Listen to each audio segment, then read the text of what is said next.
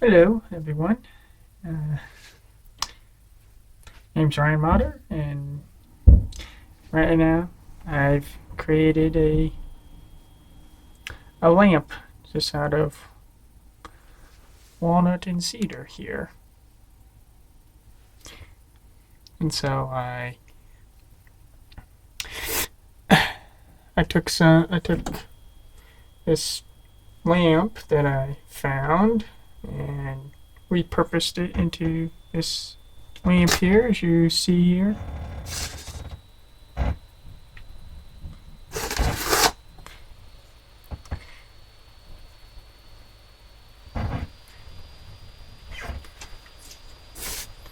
Which that it's mostly made out of walnut with a little cedar running down the side here. I really do like the colors of this. But yeah, I took an old extension cord and attached to this little switch here and ran wires up to the light and turn it on. Turns on the lamp. And I also put this paper on here just to kind of help reduce the amount of light.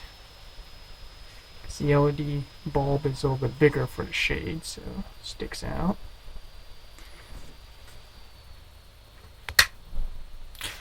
So yeah, it's a neat little build. I kind of enjoyed building and playing with it, especially the electrical parts.